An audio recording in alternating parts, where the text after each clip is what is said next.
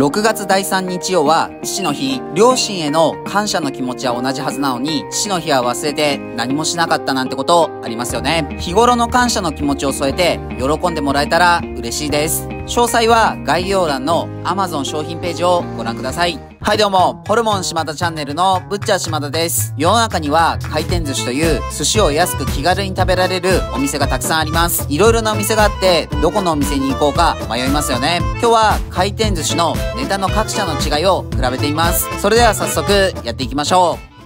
今日は近くにある回転寿司を回って寿司を買ってきました。今日行ったのはかっぱ寿司、スシロー、はま寿司、魚べいの4店舗です。くら寿司も悩んだんですけど、今までに動画にしているお店に絞りました。今日は何をするかというと、回転寿司チェーンのそれぞれのお店の寿司の違いを比べています。過去にもハンバーガー、焼肉弁当、フライドチキンなどいろいろなお店を比べています。わかりやすいように今日はマグロ、サーモン、エビ、イクラをそれぞれ買ってきました。袋から出しましょう。画面向かって左からかっぱ寿司、スシロー、はま寿司、魚べいです。魚べいだけ個別に注文ができなかったので、セットを買ってきました。回転寿司はよく利用しますが、昔からお店ごとのネタの違いって何かあるのか気になってたんですよね。各お店の詳しい情報などは過去の動画をぜひご覧ください。パッと見はそこまで違いはなさそうです。ちょっと魚べいだけ量が多いので豪華に見えますが、今日はあくまで4種類のネタだけを比べます。蓋を開けてみましょう。これがかっぱ寿司です。イクラにキュウリが乗ってますね。次がスシローです。こちらもイクラにキュウリがあるタイプです。かっぱ寿司みたいにガリはここにはつきません。次ははま寿司です。イクラにキュウリがなくガリも入っていません。次が魚べいです。こちらもイクラにキュウリはないタイプです。ガリは入っています。見ただけだとそのくらいしか違いがわかりませんね。わかりやすいようにマグロ、サーモン、エビ、イクラを取り出して見比べています。こうやって見比べてみるとそれぞれのネタの違いもありますね。一番スシローがマグロ、サーモンの角が立っている気がします。サーモンの色合いも一番スシローが濃いですね。魚べいが一番ダラーンとした感じがあります。はま寿司はマグロの色合いが綺麗ですね。かっぱ寿司はマグロ110円、サーモン110円、エビ110円、イクラ187円です。スシローは店舗によって値段が違いますが、マグロ120円、サーモン120円、エビ120円、イクラ180円です。はま寿司はマグロ110円、サーモン110円、エビ110円、イクラ1貫165円、2貫で330円です。魚べいはマグロ120円、サーモン120円、エビ110円、イクラ160円です。魚べいのメニューを見ると、通常はイクラはキュウリが入っていますね。持ち帰りのセットはキュウリがないんですかね。どこのお店もイクラは少し高めの設定です。それではそれぞれのお店のネタやシャリの重さがどれくらいか測ってみましょう。まずはかっぱ寿司のマグロです。全体の重さが 24.7g、シャリが 15.2g、ネタが 9.5g です。次はスシローです。全体が 26.8g、シャリが 17g、ネタが 9.8g です。という感じで地道に各お店の寿司の総重量、ネタの重さ、シャリの重さを測りました。測った結果がこちらです。マグロに関しては圧倒的に魚べいがネタの大きさが大きくて全体の量も重いですね。一番軽いかっぱ寿司とは 5g の差があります。5g は大した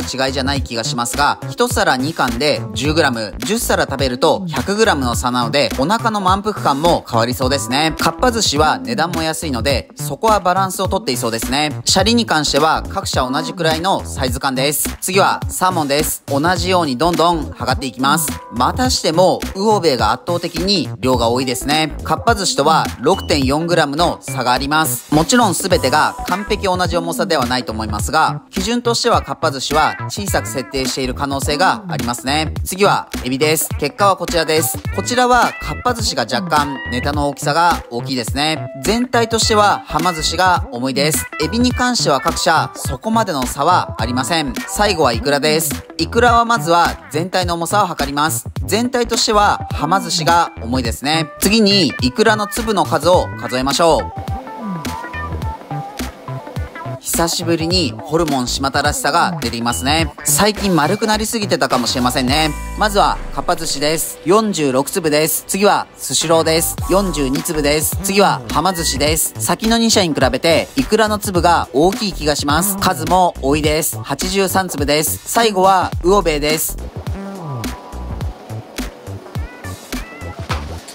80粒です。全部を数え終えました。はま寿司のイクラは値段も他に比べて高いですが、粒も大きくしっかりとしていた印象です。はま寿司魚べいはきゅうりはないので、ダイレクトにイクラの粒感を楽しめますね。イクラのシャリの重さは他のシャリよりも重いですが、海苔が巻いてあることとイクラの汁が染みて重い可能性がありますね。すべての重さを測り終えました。シャリの大きさは各社そこまでの違いはなく、ネタは全体として魚べいが大きいですね。数グラムの差ですが、何個も食べる寿司だとその数グラムで満足感も変わりそうですね。多く食べさせた方がお店は儲かりそうですが、そこは各社微妙な寿司の大きさを研究してそうですね。小さくてもダメだし、大きすぎてもダメですね。それでは実際に各社の寿司を食べてどんな違いがあるのか比べてみましょう。いただきます。醤油は見た感じ、はま寿司が一番薄いですね。それではまずはマグロから食べてみます。全部を食べて違いを比べてみます。まずはかっぱ寿司です。これを基準で考えます。すべてを食べてみましたが、魚べいのネタがやっぱりボリュームがありますね。味はスシローが一番マグロの旨味を感じます。次はサーモンです。大きな違いとしては、スシローが一番サーモンの脂が乗っていて、サーモンの香りが強いです。はま寿司と魚べいはかなりさっぱりとしています。次は